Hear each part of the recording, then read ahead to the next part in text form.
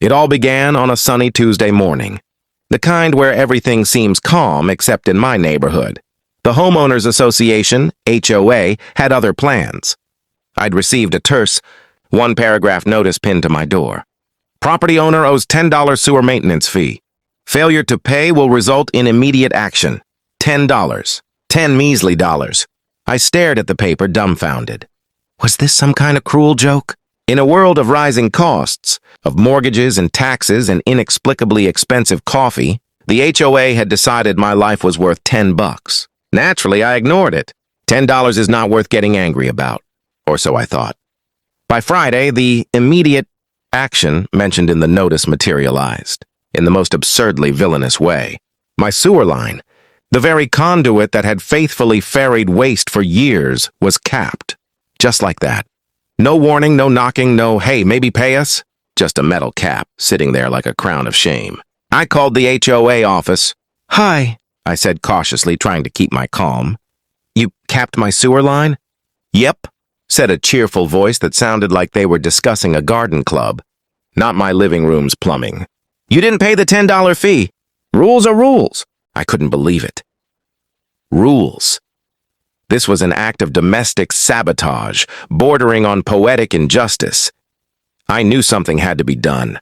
I needed a plan, and that plan, I decided, would be mine and mine alone. I dug through my garage for the tools I might need.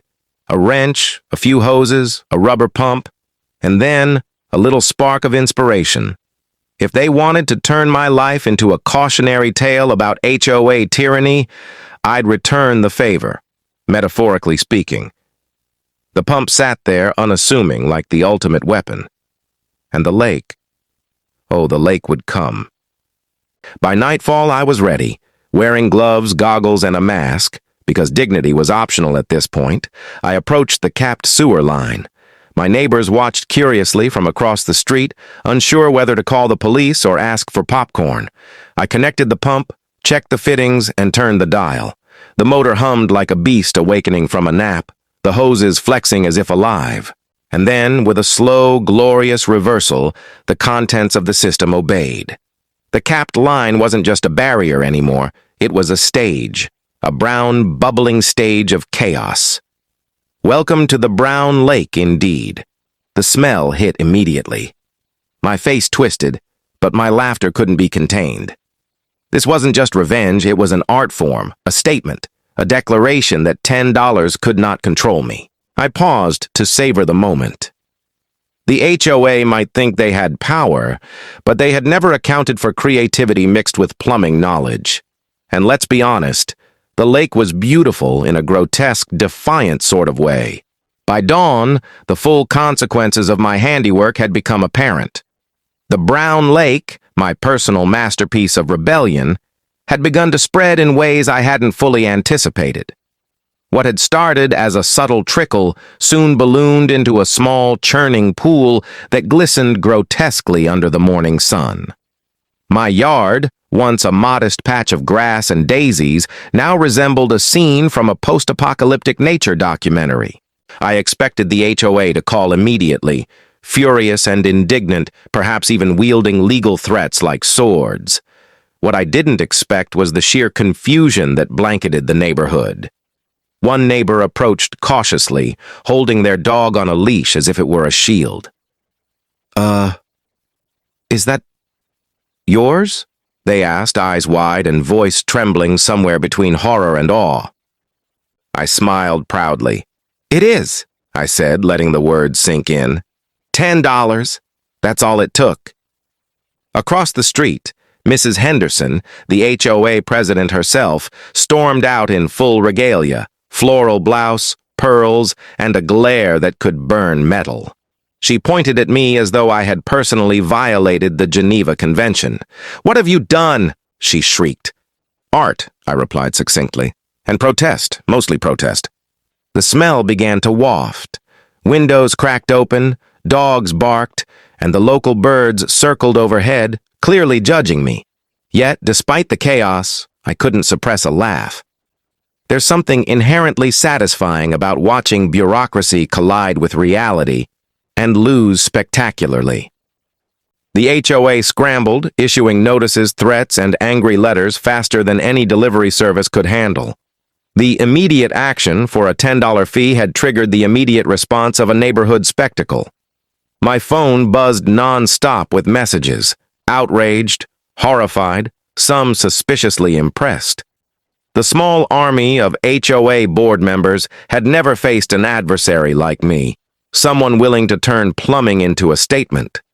Meanwhile, the brown lake expanded slowly but surely.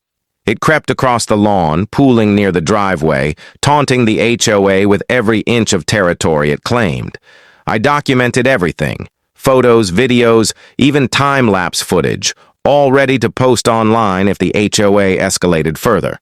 After all, public humiliation was the perfect equalizer in disputes over $10. By evening, local gossip had reached a fever pitch. Children peered over fences, daring each other to touch the lake. Teens filmed TikToks, narrating the saga as if it were the latest disaster blockbuster. I sat back on my porch, a mug of coffee in hand, feeling the strange thrill of victory and chaos mingling in the crisp air. The HOA might think this was a legal or administrative battle. I knew it was an art war. And in this war, my brush was plumbing, and my canvas, the yard, had never looked more defiant. The question now was whether they would retaliate, and if so, how far they were willing to go against a $10 fee gone spectacularly wrong. I had anticipated some pushback, of course, but nothing in my wildest dreams could have prepared me for the onslaught that arrived the next morning. The HOA descended like a swarm of well-dressed stormtroopers, clipboards in hand, their faces a mixture of indignation and disbelief. Even the landscapers they'd hired looked nervous, as if they weren't just trimming hedges but walking straight into a brown-colored battlefield. "Remove it!" Mrs. Henderson demanded, pointing at the ever-growing lake with the authority of someone who had never actually faced plumbing rebellion before. This is unsanitary, it's illegal, and—" "It's artistic," I interrupted, standing tall amidst the gentle undulations of the murky water. "And also a commentary on HOA overreach." The landscapers froze. One of them leaned in, whispering, is this sewage?" The answer, tragically, was yes, and it was spectacular. Negotiations quickly devolved into absurdity. I offered compromises. I would drain half the lake, relocate it to a neighboring property, or even fill it with water instead of, well, the original contents. Each suggestion was met with horror. The HOA had underestimated me. They had assumed fear or legal threat would suffice. They hadn't accounted for creativity, stubbornness, or knowledge of basic hydraulics. It wasn't long before lawyers got involved. Suddenly, the $10 fee dispute had escalated into a full-blown neighborhood war. Letters flew faster than pigeons, citing city ordinances, health codes, and vague threats of irreparable damages. I read each one with a growing grin, careful not to laugh aloud in front of the delivery guy who had been drafted into service as a moral support witness. Meanwhile, the brown lake expanded like it had a mind of its own. Rainstorms added insult to injury, swelling the murky waves across the yard. I watched with a sense of grim satisfaction as the HOA's meticulously curated flower beds began to quiver under the creeping brown tide. Nature, it seemed, was my unexpected ally. Neighbors were divided. Some were horrified, calling city inspectors and complaining about odors. Others, mostly teens and people with a taste for chaos, began leaving small rubber ducks and signs with phrases like, $10, 10 outrageous dollars. It became a local spectacle, the kind that would live forever in Instagram stories, perhaps even in neighborhood lore. Late that evening, Mrs. Henderson approached again, softer this time, though still trembling with fury. This has to stop," she said. "You'll be fined, possibly arrested." I shook my head, smiling. You may have rules, but rules don't control inspiration. As the sun set over the brown expanse, I realized the real battle had only just begun. The HOA could mobilize lawyers, inspectors, and angry homeowners, But in the arena of audacity, I had already claimed victory. And somewhere, deep in the murky waters of my lake, I felt the thrill of absolute defiance. The morning after Mrs. Henderson's soft warning, the neighborhood looked like a war zone.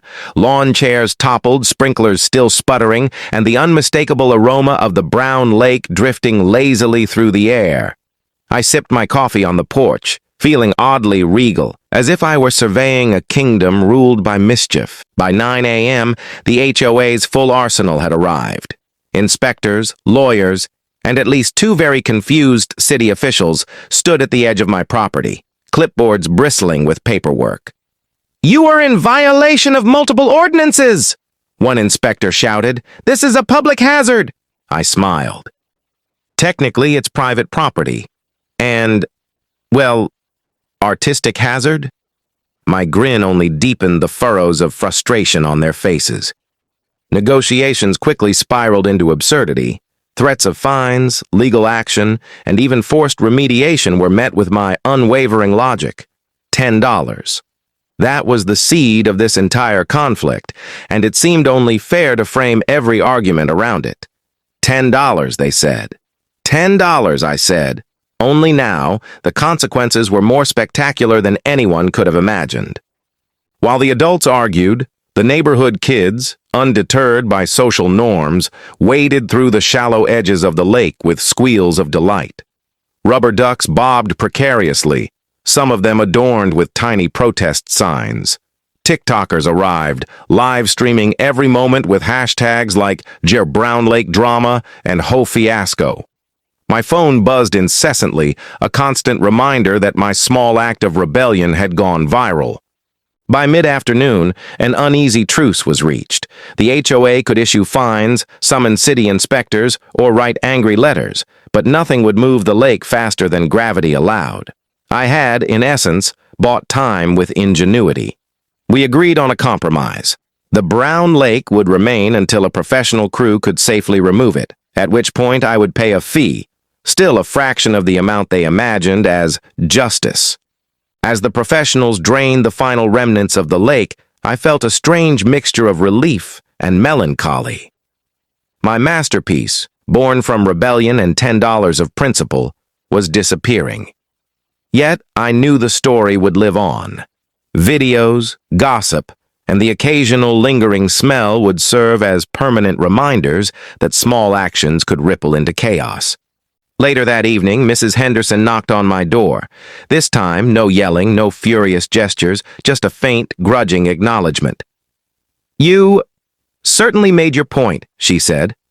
I nodded solemnly, a small smirk playing on my lips. Walking back to my porch, I surveyed the cleaned-up yard.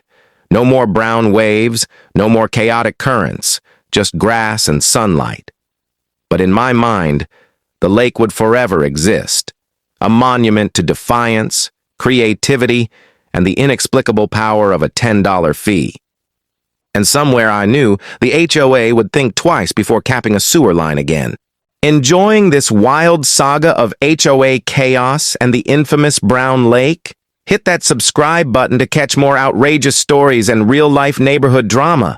Give this a like if it made you laugh or cringe, and drop a comment below. What would you do if your HOA pulled a stunt like this?